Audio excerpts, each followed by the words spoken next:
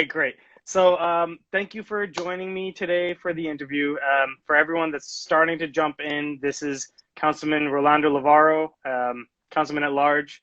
So, thank you so much for joining me. And firstly, I want to just say that I'm very happy to hear that last week you got some amazing news that you are no longer positive for coronavirus. And firstly, I was very sad to hear that you were, positive for coronavirus. But thank you. Why don't you introduce yourself to everyone here that are joining now? Sure.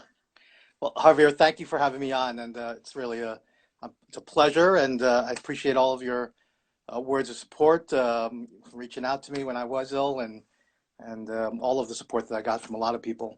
It made, as I've said repeatedly, overall made all the difference with obviously the medical staff, and I'll talk some more about that later. Of But course, yeah. at the Jersey City Medical Center and all those heroic frontliners, and obviously all my family and friends and everybody. Beautiful. And of course, by the grace of God, I've been blessed to be in recovery. I'm Rolando Lavaro. I'm the councilman at large for the city of Jersey City. Been a councilman since November 2011, and I'm glad that I'm still able to keep serving No, that's amazing. the people of Jersey City. Yeah. So that's great. So why don't we jump right into some of the first few questions that we have lined up today? So Sure. the first question that we have here is,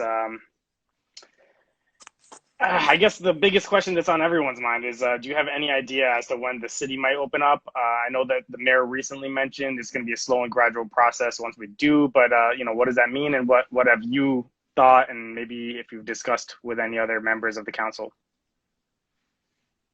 So, I mean, the mayor did announce that it'll be a slow and gradual process. I don't think there's any timetable, and for myself personally, don't have a timetable there.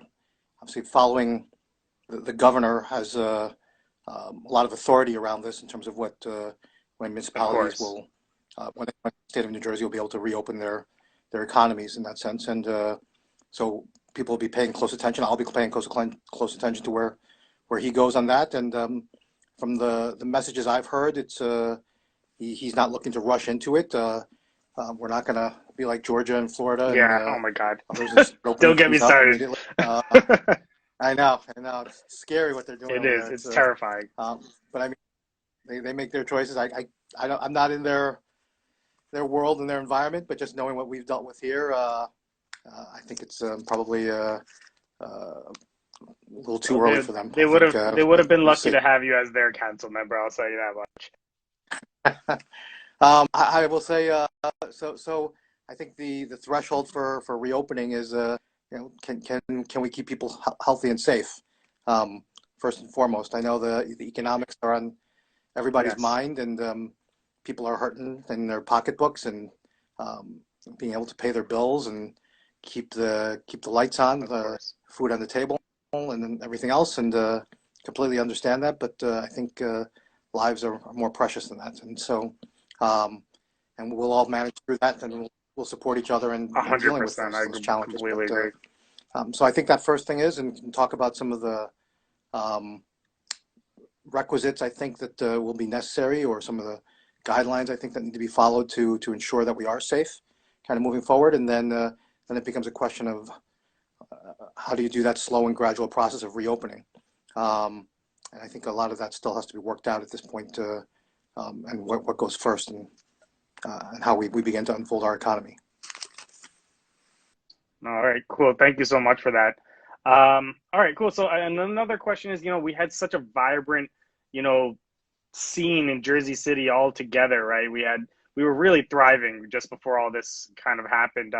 And so a lot of people are wondering, what will happen, and what will Jersey City bars, restaurants, and shopping look like after we open up? Do you have any thoughts as to, what might happen? Are we going to eventually get back to the I same think way, we or, what are look. your I think thoughts I there? don't know what the timetable will be, but I think we should to get back to the same sort of vibrancy.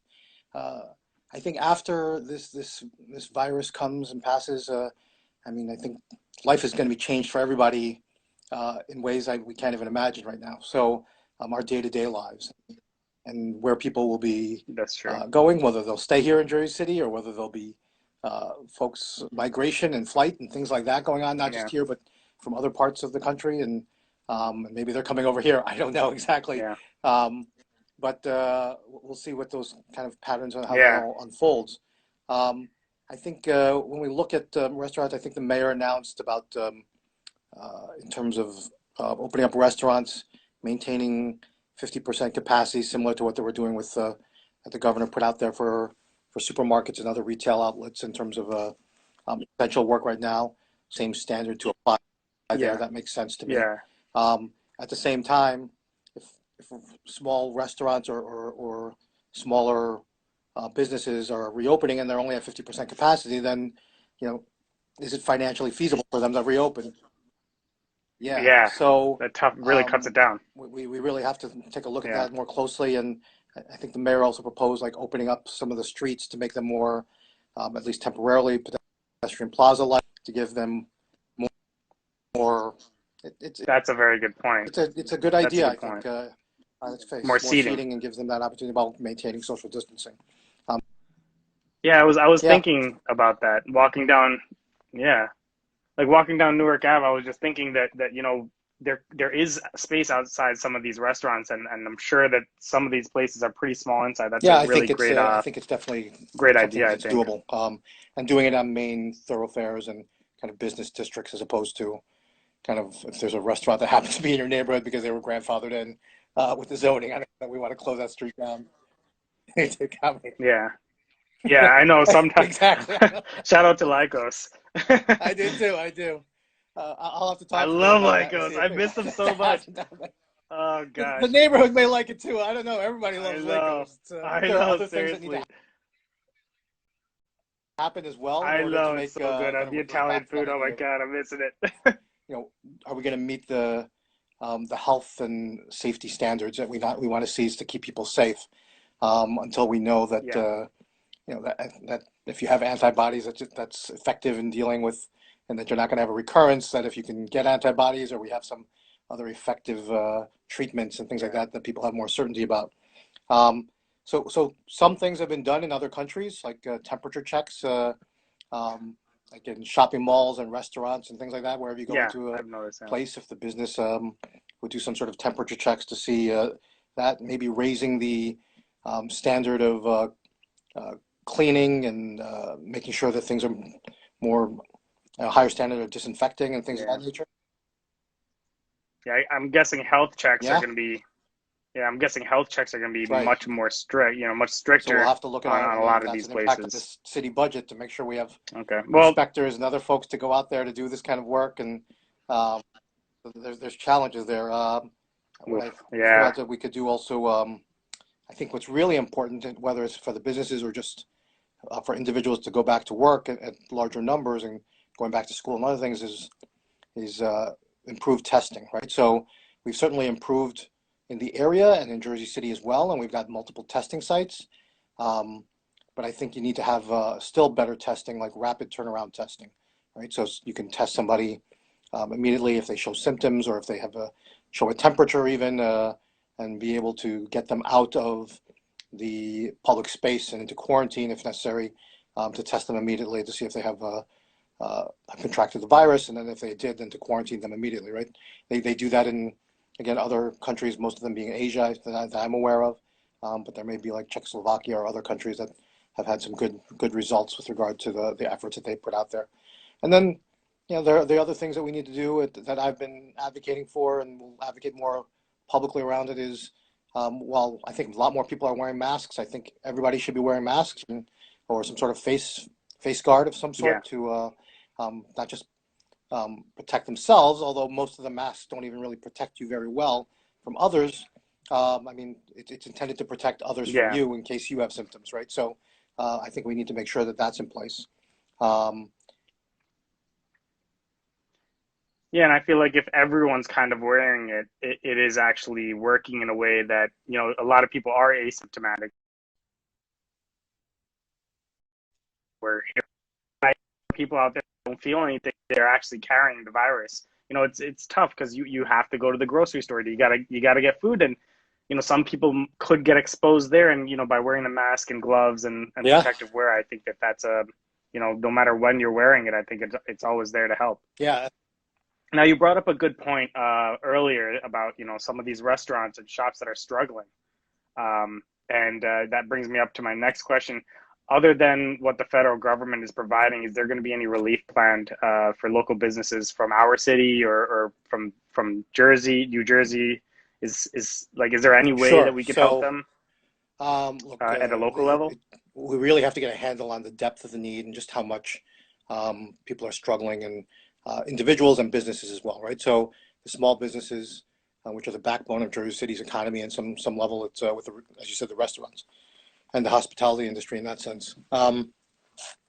So the federal government, as you mentioned, Of course, yeah. there's some new packages I think going to be coming out shortly, and I believe some of that may have passed already. I haven't read the news lately, but I know there was another package in the works that I believe they came finally to a compromise on.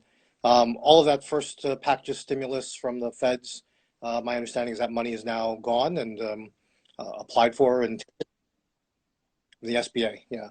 The state of New Jersey offered some through the New Jersey Economic Development Authority, offered some grants as well, and as soon as released, it was gone within 90 minutes, is what I was told. And then we adopted a program that, wow. I mean, obviously the feds have more money, the state has more money than us, but less than the feds, and then we had a lot less than the state, and we put forward some state money that we would just simply use as a matching grant to anyone who applied for state fund. Small business applied for state funding and then got a state award grant from the state. Because it went so quickly, I think very few of our local businesses actually got applications in. We don't even actually know at this time. I've inquired about that, but we had set us.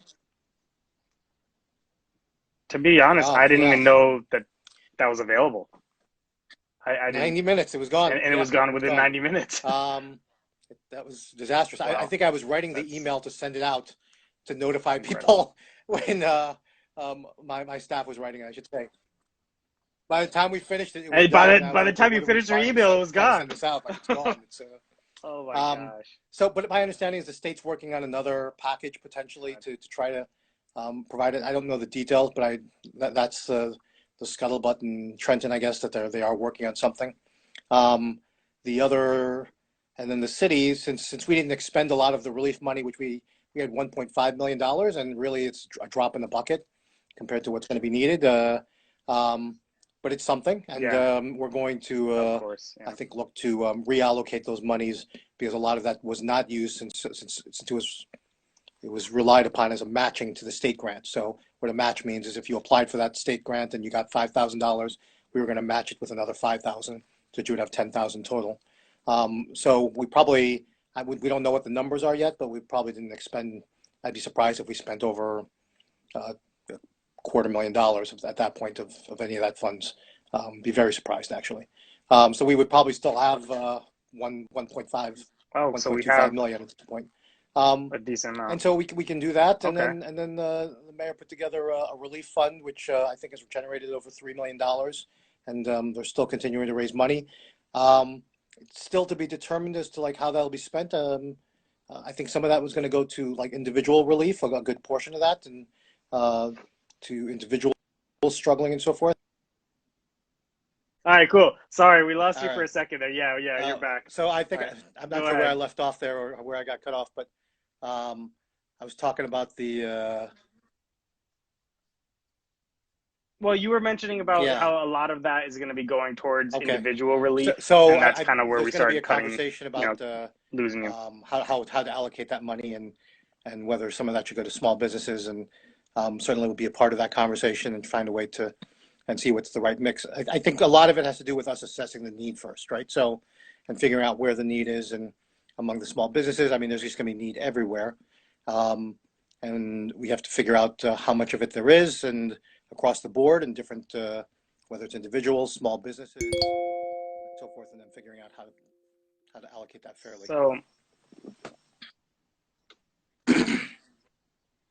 So there's about 1.5 million roughly left from the initial budget, and then you're saying about 3 million has been raised um, through the mayor. So that That's puts us roughly around correct. 4.5 And million. Is then that certainly looking at roughly whatever correct? means we can get to additional monies around that. So, um, And any ideas when that will maybe be decided upon and how it'll be distributed, no, or I we're not think even we haven't with really just that's that not really come up, 4.5 million or dollar pot, there's probably going to be a lot of there will be a lot of discussion over the next week or two, if I had to bet, to determine the standards and criteria and what where the money will be directed. So if you have thoughts or the public has thoughts, okay, I'm all ears to that. Like I said, I don't know I don't know what the depth of the needs are of and where course, they are, whether it's with small businesses or individuals, and we just have to figure out try to make some good decisions about how to spend that limited amount of money, because it's really not a lot of money at the end of the day. It sounds like a lot for a city of 300,000 people. It's really not. Um, yeah, yeah, it's and not. I and then we're know, going to look it's for really more not. money. Yeah, And so the other that's thing I absolutely was correct there.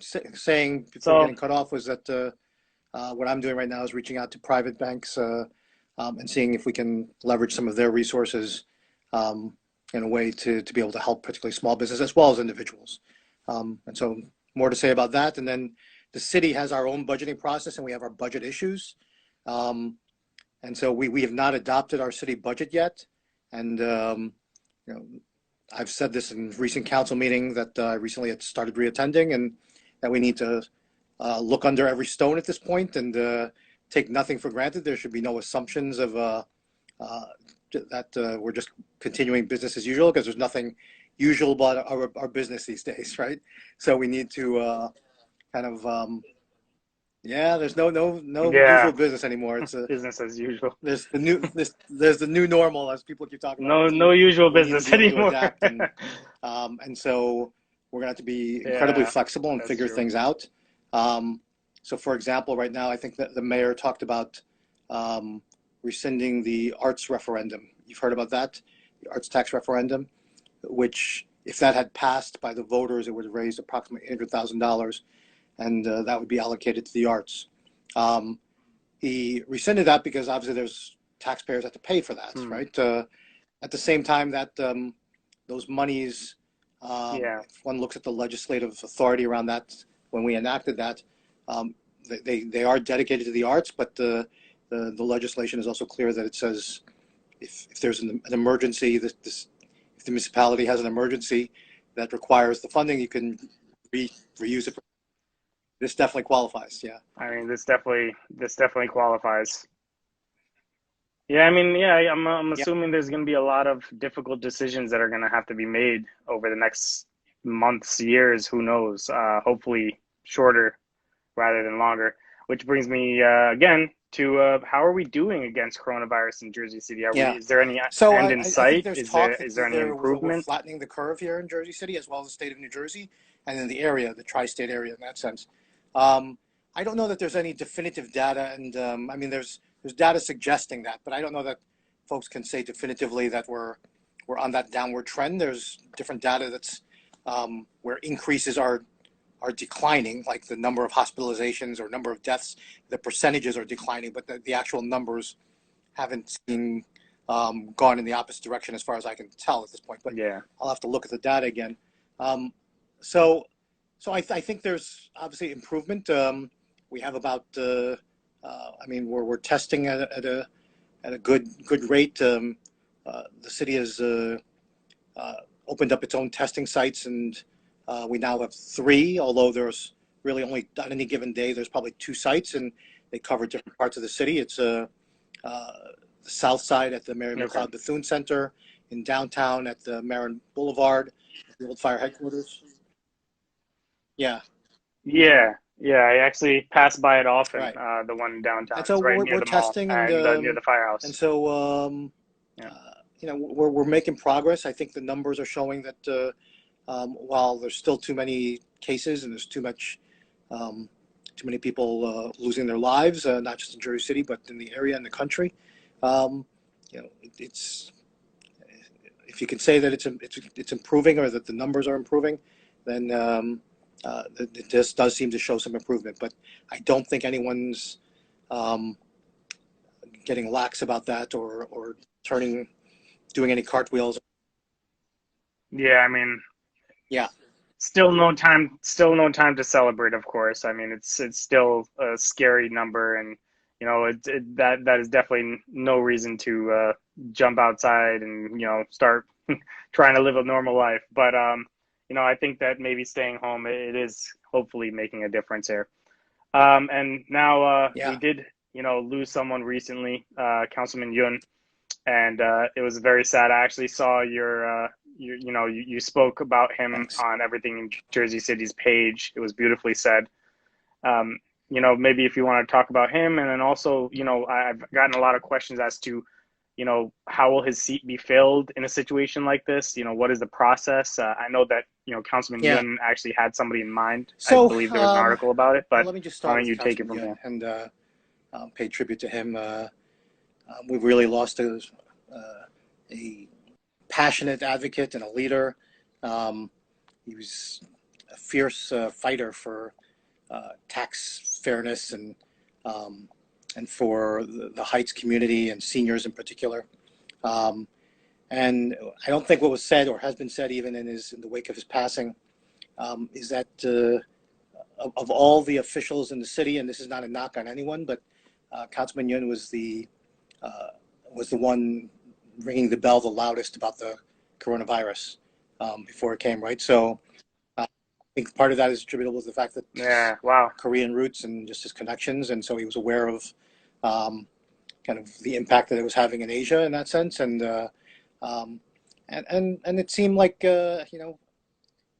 and this again is not a criticism, but I think nobody was prepared for it in that sense, or the seriousness of it, and just how the depth of the of how prevalent the impact would be, pervasive throughout the city in that sense. Um, and Michael maybe was the Yeah, only one who had some sense of that. I think some level because he was warning. Yeah, he was warning everybody yeah, about it's it, kind and of sad. told us. Yeah, Yeah. especially that he was warning everyone and then it, And so ended the and way he it was did. always a passionate advocate. As I said, he and I didn't agree on some issues and many issues, in fact. But you know, he always argued passionately for his points uh, and was a real fighter. What I shared in that story, which he said, is that he would talk about. He had a lot of common sayings and phrases that he would say during the meeting, and one of them was he'd start off by saying, "I was looking through your resolution here, and I'm scratching my head."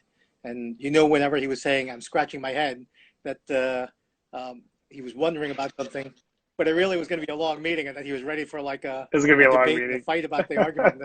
And then if he said that to somebody who was there to present from one of the department directors or something, I'd turn to the person, I'd say, "You're in for it now, man."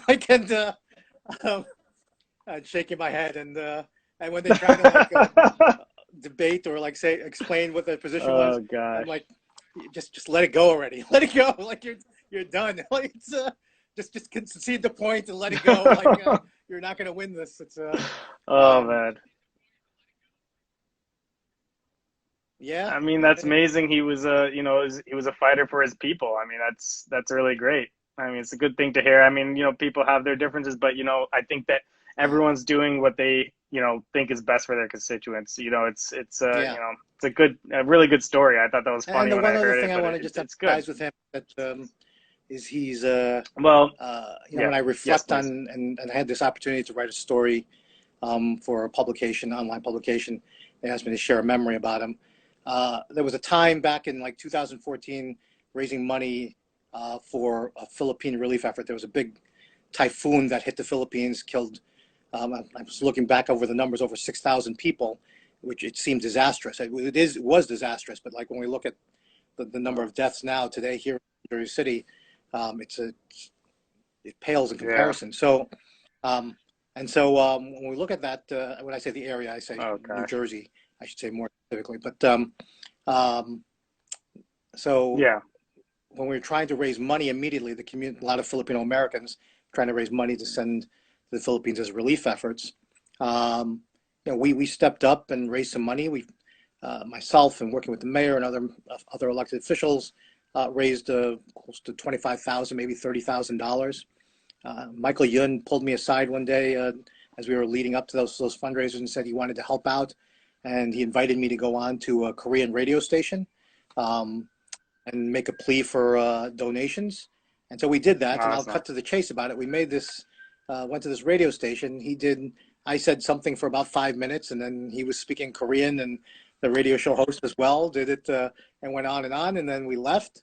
And then probably like a week later or so, he called me up and wanted to go present the check to the Philippine consulate.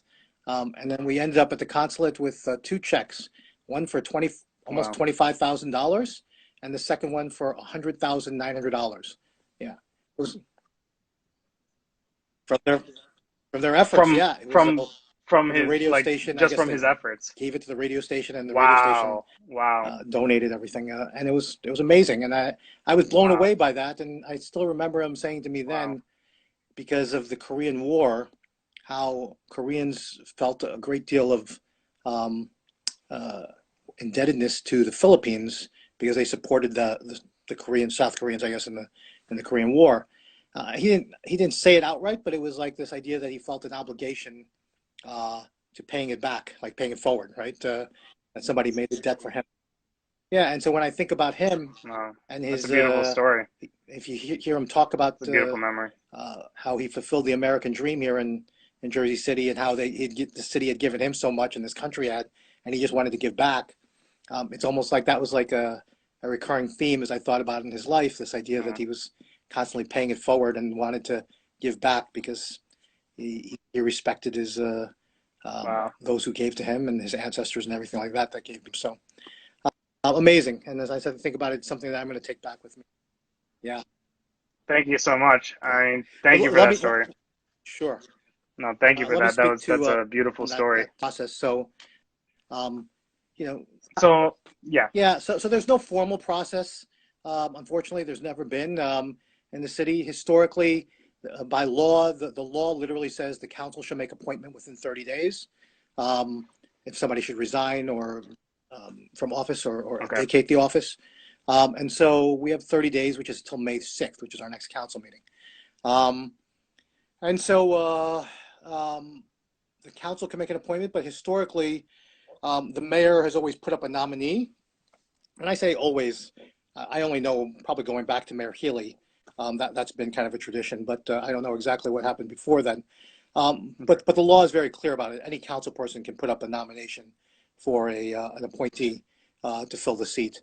And in fact, the last time this happened, not because of passing, but when Diane Coleman left office to take when she won office for the county registrar for Hudson County, and she left there to assume that position, we had a vacancy there, and we had to fill that seat. Councilman Yun, ironically, was very outspoken at that time about the idea of having a process, and that we should do something fair and transparent and open, and so we did that to a certain extent, more so than we've ever done in the past, and probably more so than anyone's ever done before, where the mayor made a call for applicants and interest in the position, and then from that he got the resumes and cover letters, and he forwarded to me when I was the council president at the time, and I shared it with the rest of the council. And then at that point, it kind of diverged, and each council person kind of did their own thing, which was, in my case, like I called up candidates, and because there were several of them, there was probably 10 or more, I don't remember what the number was, and I winnowed it down to like 3 to 5, I don't remember exactly, and invited them in for interviews and to talk to them and discuss their interest. And some other council people did the same. Maybe they just spoke to them by phone. Maybe they brought them in face to face.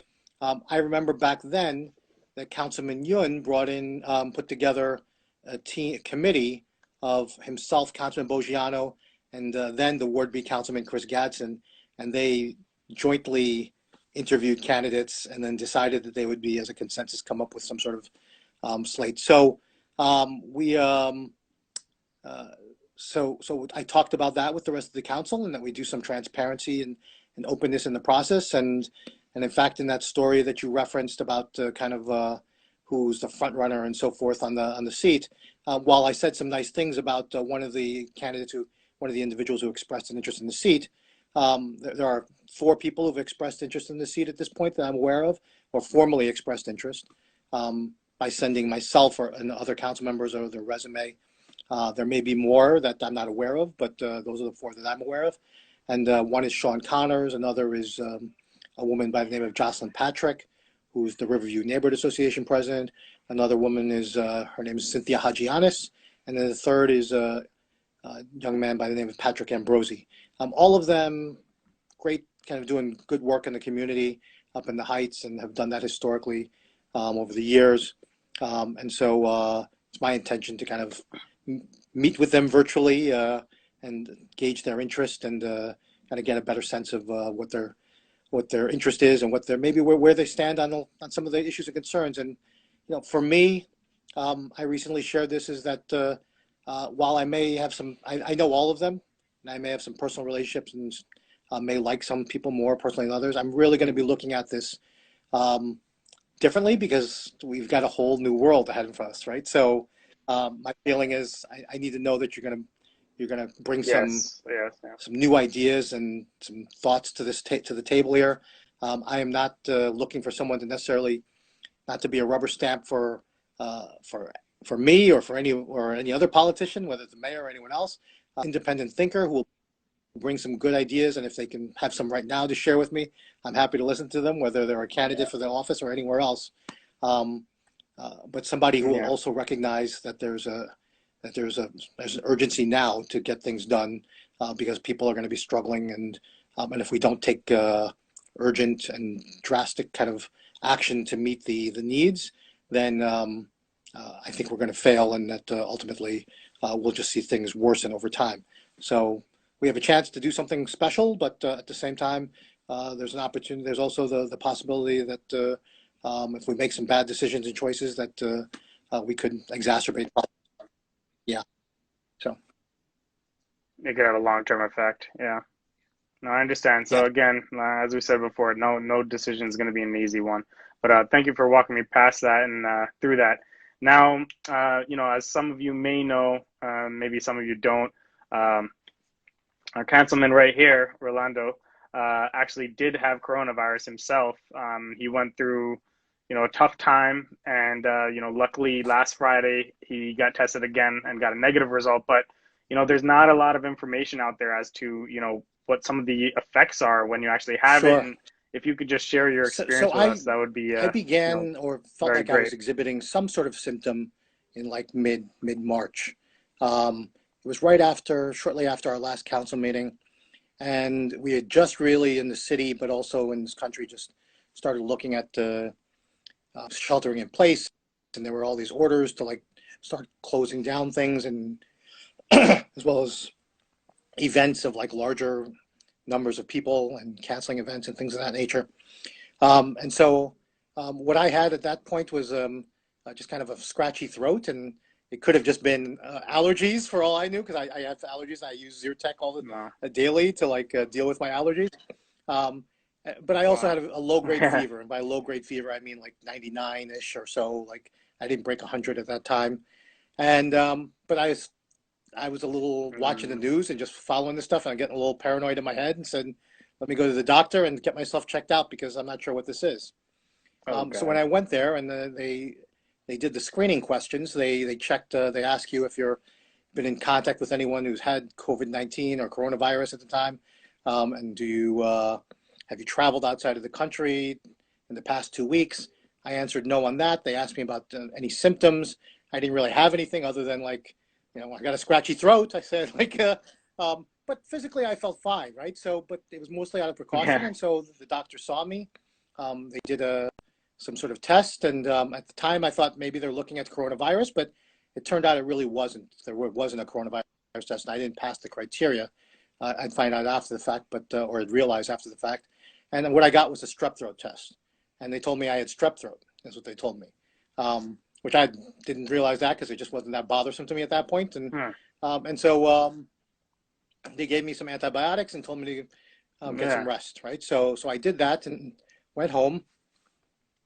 And but then by within the next 2 days, So that was like a Thursday. By Saturday, my fever was elevated pretty high, and it was getting higher, over 101 at that point, and I was Oh God. experiencing other symptoms. And I don't recall exactly which ones were coming in first, but over the next 5 days, my temperature was raging.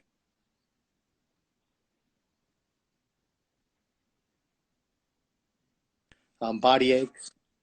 Councilman, I think You we're are? I'm losing sorry. you. Yeah, so you mentioned that Yeah. your And your then I was your experiencing other temperature symptoms, was raging aches, around on 101. body aches. I had the chills. Um, my loss of taste became evident. And so by the fifth Oh, day, wow. when uh, the antibiotic treatment had expired, I called the doctor again and told him I'm not better. Like, this is not good right now. And at that point, I was starting to get a little worried and concerned about it because, um, Oh you know, God. I don't usually.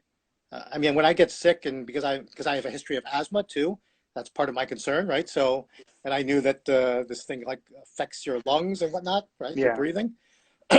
So I was concerned about Oh, the myself in that breathing. regard. Yeah. And Yeah. but when I went through the Oh symptoms gosh. again, he said, "No, there's no need for the test. Just get some rest. I'll get you some more antibiotics." And they gave me a different antibiotic, so slightly stronger. But this is fairly common, though. I think for That's most terrible. people, right? They get these symptoms, and by Yeah. the way, by at this Yeah. point, my first visit was in person. By the second visit, 5 days later, it was a telemetry appointment. Nobody was being seen anymore. So I was just giving him symptoms Yeah. and telling him how I was feeling, and that's what his basis of his diagnosis was at that point. So he gave me another 5 day antibiotic treatment. By the ninth day at this point, or the fourth day of that treatment, I was 9 days in. I was still as bad as ever. I was feeling miserable. I was tired all the time, just fatigued and weak. Um, and uh, and so I called him up again and said, "Look, I'm pretty sure I got this virus, whatever it is, and I need the test." And we went through it again, and he said, Oh "No, gosh. no test at that point," and because I hadn't met the criteria around that. Um, and then Yeah. I was insistent that I get tested, and so it was a corporate medical practice, and I ended up Yeah. calling another number for the corporate offices or some other office, and they went through the same screening process to ask me the same questions. I said the same answers, although I was including with a doctor. I was telling them, look, I'm asthmatic. I've got high blood pressure, diabetes. I got these risk factors. I'm very concerned here. Like if I'm watching the stories and I can see that people this can turn badly very quickly and so forth. And they were like, no, Yeah. well, unfortunately, these are the CDC guidelines and so forth. And so that was like the normal response. I asked again and tell me who can I appeal this to, right? So I want to get the test done. And so eventually they gave me an email address. I emailed that address, Oh and then my they set God. me up with another telemetry appointment with a different doctor who I guess was higher up in the chain. And he asked me, and I told him exactly similar stuff, but impressed again about my other conditions, including some other things that I brought to the table, and my family history and things like that. And he said, okay. Then that doctor said, okay, we'll test you. They scheduled an appointment. Oh my God. Yeah, It took it. What a like a bunch of it is. it's And like a triathlon. Just try to it get really tested, was. I man. mean, that was at the start of this Oh my stuff. And God. I think some of that's gotten a little more, I would say relaxed, but maybe the demand's not as high anymore. So maybe there's a little more relaxation on those things. But I understand it's some of the similar criteria at this point. Um, and that's where I think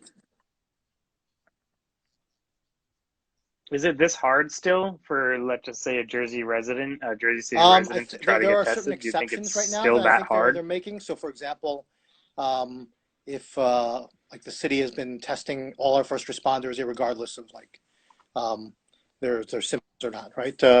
They also did that for nurses and frontliners, Okay. uh, for Yeah, yeah. grocery store workers and things like that. They're doing nursing homes. Yeah. So Okay. People who essential are out workers, they're there, trying to make that yeah, like essential happen. workers. If you're not an essential worker, I'm not sure exactly um, what the standards are right now, and the criteria. Um, but I did ultimately get tested myself back then. But I'll tell you, it wasn't the test that made the difference for me at the end of the day. And I just want to share this with everyone because I think it's Yeah, important for folks to I know. know, is that when I came home from the test, my wife, I was exhausted. I was fatigued. And that was the first time that I experienced the serious shortness of breath issues that I had, because I wasn't even really coughing at that point, because all I had Oh done was gosh, get that's out of my scary. bed and go to my car and drive to Secaucus for the test. And I was exhausted and short of breath and just Wow. feeling terrible, like just worse than I'd ever felt. And when I got home, my wife was like, Wow. said to me, what did they do? And I told them that they swabbed my nose and that's it. And I got to wait 3 to 5 days for the results. And then she said, did they do any blood work? Did they um, do any X-rays? Check your lungs or anything like that? And I said, nope. I stayed in my car. It was a drive-through testing site. Like nobody was approaching me to touch me in any way. Trust me, that Oh wasn't gonna my happen. God. Yeah, that was it. Oh my And God. They just like stick and something up so your nose. but Like, get out of she here. had gotten her Oh, sister on no. the phone who was a nurse, and she was insisting that I needed to get blood work and X-ray done because just how long my symptoms had continued, what they were at that point, and my history, my asthma in particular, saying that you need to go and get that all checked out and get the blood work and X-rays done. So they reached out to another doctor that they both knew, or that my wife knew at that point, and that doctor referred me to an urgent care site where and I thank God for her. She's been a blessing to me. She referred me there and to get those tests, but it wasn't even those tests that ultimately got me the care that I needed, because when I was exhausted and short of breath and fatigued. And when they did their vitals, to check the vitals like they do at every medical appointment, right? They told me at that point, your blood pressure is so low and your oxygen Wow. levels are so low that you need to go to the emergency room Oh immediately. gosh. Like, That's and if you're scary. not going to drive, if you can drive yourself, you should drive yourself there now. But if you Oh my can't, God. we're going to call you an ambulance, is what they Wow. told me. And so I drove myself. I actually went home first, and thinking, being a tough guy, like that, I decided to go home and get me some clothes in case I was going to be there Oh overnight. gosh. And I went over there at that point, told my wife I was heading over there, and um, and that's when I checked in for 3 days for hospitalization, and they gave me whatever treatment they gave me Oh was my God. made all the difference, because Wow. I mean, I still felt terrible after that, but I felt better, and I was definitely on the way to being On your way improved to and recover. recovering. Like Yeah. from the beginning to of symptoms to the end of symptoms, like how long did that last? So by the time I got tested, that was 10 days, right? And then after the test, I was admitted to the hospital. I was in the hospital for 3 days. So then you're looking at 13. Yeah. And then from there, I probably was still having some symptoms for another uh, 7 days. So about 20 days, 3 weeks almost, Wow. all told, were when my final symptoms ebbed. My fever kind of faded away by about 15 to 16 days in. I don't recall exactly, 17 days maybe. Wow. Um, and what What a else did I tough say? And then I tough didn't even get fight. my test results until after the hospitalization, until I got released from the hospital. Oh I my think I got my God. test results on the I mean, 26th. it must So it have was been like five pretty days later. clear at that point. Yeah, it was clear after that, right? So it was like pointless at that point to get the test results. Like I knew what I had at that point. So you're saying basically when you're getting to the point of shortness of breath, you probably should, go to the hospital or at least try You should to. definitely go to your doctor, and definitely, like, the hospital still just won't take you. You got to get referred in because their doors locked unless Yeah. you're Okay. because it's a health risk for you as well as Yeah. the other people Yeah, in the that's true. hospital. But your doctor needs to see you, and I would say, you know, and look, I'm not a medical expert here, but Of course, yeah, I know. the telemetry appointments, they didn't check my blood pressure, right? They didn't check Yeah, my yeah, oxygen they can't levels, do and anything over the there's phone no way like to do that that yeah. unless you have the equipment yourself. So um, unless you have the equipment yourself, Yeah. and Somebody is asking, it was amazing. how I was mean, your family? Where did anyone else get affected in your family? Were you able to stay away and kind of keep distance from the rest of your family? Like, yeah. So when I got back from hospitalization, um, I was I quarantined myself in my bedroom. I said my bedroom, my wife in my bedroom, but she was not in the bedroom anymore, Yeah. and was sleeping on the couch, Oh and my gosh. daughter was in her room, and I just stayed in my room, and she would bring my food to the door and Oh gosh. knock on it, and I'd open the door and pull it in, and then lock myself Did your back in wife so as not have to any expose any of us. symptoms, or like was she She okay? did not during that period. Okay. Yeah, she was okay, and but she stayed home to take care of me and my wife because my wife works for the medical center. Okay. Okay. She's not a So she she's knows, not a how medical to. professional. Okay. So she at least Yeah, knows. but she's aware, and her, like I said, her sister's a nurse, and yeah, both my Okay. parents are doctors, so Yeah. um, Yeah. I was getting a lot of A medical lot of advice on advice the from side from everybody, I'm my sure. yeah. Oh gosh. Yeah. My sister and my father are both doctors as well. I mean, uh, but anyways, no, I mean, thank you so much for sharing that information. I think, Sure, even somebody else mentioned, the breakdown and explanation could save someone's life. So this is really, it was really very, very, thank you for sharing your story. And I'm happy that your sure. family's okay. Guys, we're gonna start opening some questions because, I guess we're getting towards the end, but one of the questions that came in before was, what percentage, of Jersey City's has tested, of the ones that got tested, what's the percentage of positive results in Jersey City? Sure. It's so for Oh, Jersey City, I was told that we've tested. Can you hear me okay? yeah, yeah, go You can ahead. hear me? Okay. So Yeah. we've tested about 7,000 people in Jersey City, and about Okay. 40% have tested positive. Oh wow. So that's about Oh 2,800 wow. people, approximately. Wow, that's a lot. That's pretty consistent with the state, and from my understanding, as well as maybe the country itself. But I know in the state of New Jersey, I believe it was something like 78,000, and about 44% were positives, Wow. if I recall the numbers correctly. Wow. Okay, so I guess we're at least in line. Yeah. Um, all right, so yeah, somebody asked, I guess But if I could just comment on somebody's that, asked, oh, Javier. yeah, go ahead. So Yes. it's again because the testing is so limited. Yeah. You're only able to get tested if you're showing symptoms and your doctor Symptoms. is referring you there. And Yeah. so at that point, the doctor's only referring to you there when you're really, really sick, right? Yeah, Like it's when you're already showing like, showing like symptoms, 10 days and you're in. yeah, 10 days in. Oh my And God. so it's no surprise that it's 40%. Like Oh my God. if Yeah, we were that's a actually, very if good we point. really, That's true. So that yeah. actually, that in a way, 40% sounds kind of low then, if everyone's going there and they have symptoms. Yeah, I mean it's not necessarily, it should be lower if we were testing at higher rates, Yeah, right? at So higher rates. I agree. Yeah. yeah, but Somebody's that's a asking, reflection oh, of our sorry. testing capacity, which is Yeah, yeah. I wish we could it's test still more. an issue today, Yeah, like it is. throughout the country. So something we need to fix. Yeah, that's true. Somebody's I'm sorry, go ahead. asking about, having trouble paying rent, mortgages, and taxes. Like, what, what are your thoughts on that? I guess, income is so many layoffs, so much unemployment. Even in our city. Like, what advice can you give to the people who are having trouble paying rent, or their mortgage payments, etc.? Yeah, so there's been legislation or executive orders at the state level on mortgage forbearance and things of that nature. I don't know the specifics around that, but my understanding is that through the length of the state of emergency, that there's a period around which you'll be able to have forbearance on your mortgage, which you kind of have to work some of that uh, with your mortgage. Don't worry about it.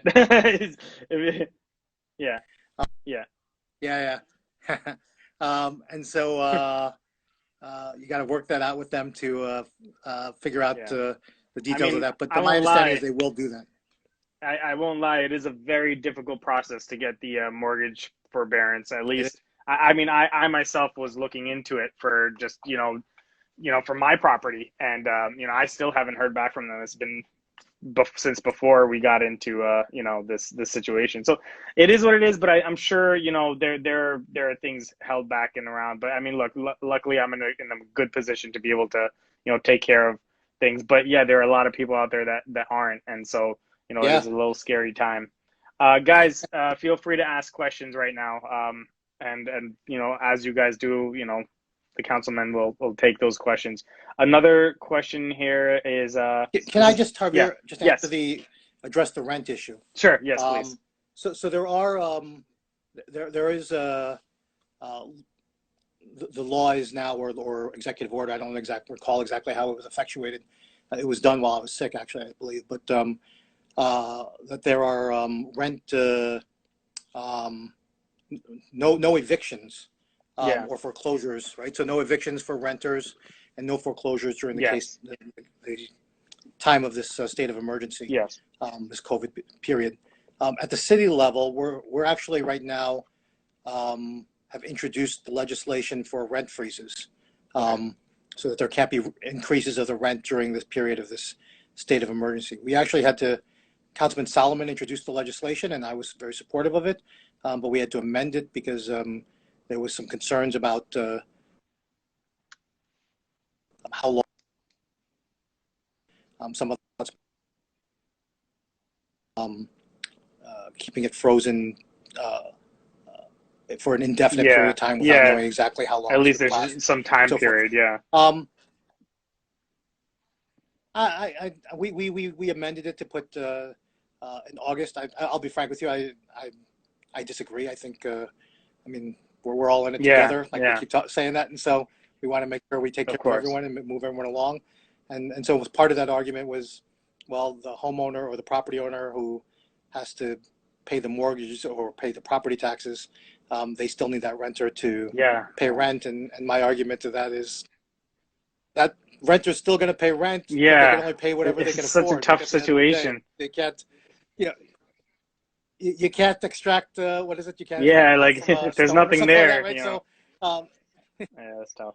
yeah, it's not going to come. So, you can do what you want around that, and you can let people increase rents. But if it's not, They if can't they're do it. not They able to can't do do it, it. if Yeah, they're exactly. not going to get it. So, All right. Well, no, thank you for addressing that, and I hope we hear soon about the results of that particular topic soon.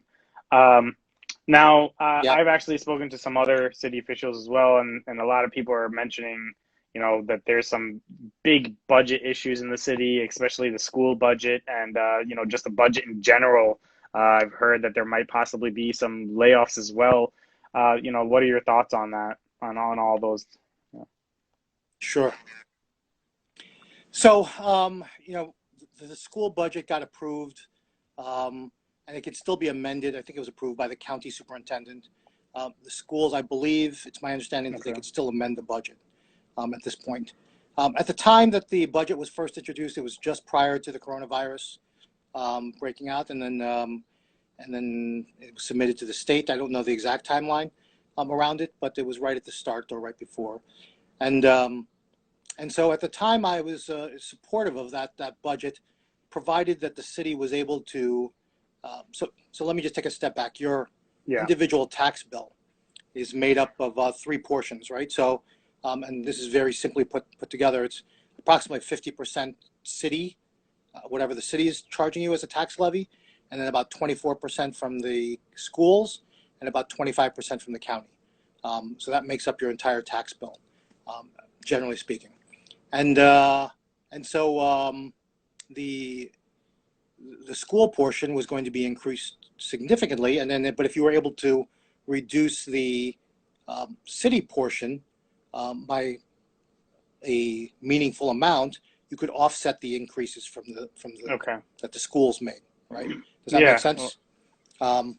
So yeah. So if we could do that back then, I thought that would make sense, and that school budget would make sense. But when we look at the situation now after this whole pandemic, the city's revenues are going to be falling short probably because the payroll tax will be falling short as well that we're supposed to finance the schools. Our own city revenues and taxes may fall short considerably, and we don't know what that number is right now. And so I think there's probably a need to revisit that school budget and take a second look at it, and particularly since the schools have now been out of session not out yeah, of of session, course. they're not Yeah. in physical settings. They should really kind of take a look at that budget to see if there's some way to amend it so that we can reduce that um, in significant ways so as to relieve some of the tax burden, I think, on folks. Similarly, though, I think the city should be looking at ours as well. And again, as I said earlier, we should turn over every stone and not take anything for granted, and kind of cast aside our basic assumptions that we take for granted in all of this budgeting process, and really kind of look at what's truly essential right now. Like what do we really need to make sure, because we really don't know what the impact is going to be, and whether businesses will reopen, and some may not. I mean, some folks are That's talking. sad, yeah. And what I really like about it is sad, and what I really think we need to do is I've heard a little bit about Governor Cuomo and Governor Murphy and a coalition of the governors here in the Northeast talking about not just reopening the economy, but reimagining the economy, right? And for me, it's not about just, I think we can't be satisfied with reopening and hoping that not enough, and just, if we lose a couple of businesses or and then we just want to minimize the losses, like that's not enough. We really need to reimagine it so that we're bringing back a vital economy where everybody's working still. And it may not happen overnight, but that there's a real plan and timetable to get there, so that nobody is really left behind. And just real quick, we have about a minute and 30 seconds-ish left before this just cancels on us. And we might be able to jump back in, but we had one more question in here, which was, and actually I got this from Reddit as well. Are you planning on running for mayor at any point? Got this from a number of people. So, sure, I'm happy to answer that. So when I ran for office in 2013, and I ran along with Mayor Fulop, and we ran with Councilperson Joyce Waterman and Councilperson Danny Rivera, who ran for at large, as well as 6 other people who ran with us at that time. None of them are here with us today who ran at that time. But all of us made a promise. We made a promise to do self-imposed term limits, meaning we would only do 2 terms in our current offices. Yeah. Each of us made that promise. And so we made that promise because we wanted to reform things. We wanted to change things up at the time. And I stand by that. That was the idea, that we didn't want to have the same old business as usual, people being comfortable in their positions and kind of falling into the trap of thinking that this is kind of your job or your seat, and it's really, you're doing service, and you serve at the pleasure of the people in that sense. And so we promised to do 2 terms. I intend to keep my promise. So this will be my final term as a councilman at large, come the end of 2021. But I also feel like I have. Hey guys, thank you for jumping back in. I mean, that was a really heated time to jump off. I mean, oh my God, I couldn't have gotten more. The suspense is killing me. All right. So, oh gosh. All right, go ahead. What were you saying? So you were basically saying you got more fight in you. So yeah, I got more service left in me. I got more fight in me. I mean, before COVID-19, I really, one of the things that we talked about a lot was that there's a tale of 2 cities in Jersey City. That we've got kind of a growing and thriving downtown Jersey City, and then we have the south side of Jersey City, which I live on the south side in Green. That we wanted to really bridge the tale of 2 cities, that we wanted to bridge the disparities and lift everybody up in the community. And while I think there's been a lot of good things that have happened in many respects, I think if you look across the board, you see widening disparities, and that's not just in Jersey City, but that's across the country. But it's here in Jersey City, and that's what I'm responsible for. So before COVID-19, I thought there was more service for me, and so while I wasn't planning to run for council at large, I was looking at my future and keeping all my options open. And I'm not prepared to say exactly what that plan was going to be at that point. But I do think there was more service, and I was planning to examine all my options at that point. Post COVID-19, I don't really know what the needs are, but I can only imagine that they're even greater and wider at this point, the disparities. And so we talk about in COVID-19 with regard to the deaths of minorities and Black and brown communities in Chicago, Milwaukee, and New York, and how many African Americans are dying disproportionately larger numbers. We don't know what those numbers look like in Jersey City. And to be frank with you, I need to do more to look at that and be able to get a handle on that.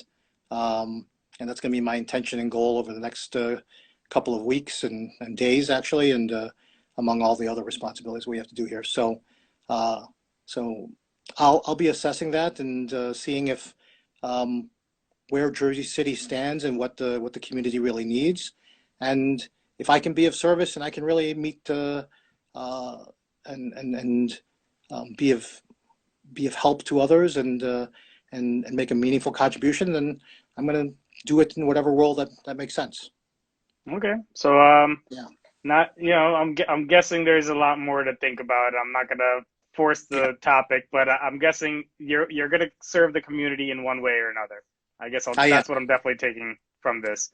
And Yes. yes, we are towards the end here, and I have to really thank you very much for the opportunity to interview you. I think that we got a lot of amazing information from you, and there is not a lot of transparency sometimes, and you are providing a lot of it. So thank you so much. My pleasure. Are there any final words from your end? I just want to emphasize, I think inside of this whole COVID-19 pandemic, that we adhere to these social distance, all of the CDC guidelines to keep ourselves safe and our loved ones, but also the larger community. Folks, maintain the social distancing, 6 feet apart, wash the hands. We all know them. 20 seconds, cough into your elbow, not into your Yeah. hands. We really need to do that, and to be able to, if we want to see ourselves come out of this, and we can do that, and I know we can do that, and I'm living testament to that. If we work together, we Yeah. can get Oh this done, right? gosh. So Yeah. there were so many people who worked to make sure that I was able to recover. So We're very I'm going to happy that carry you that did. message with me. Thanks, Thank everyone. God. And coming from a family of psychiatrists, I do have to say that negativity is going to spread faster than any virus can. So please stay positive. We will thrive again as a city, guys. So stay positive. And once again, thank you so much, Councilman. And God bless you. Thank you. Pleasure to be with you. Thanks. See you. Bye. Bye.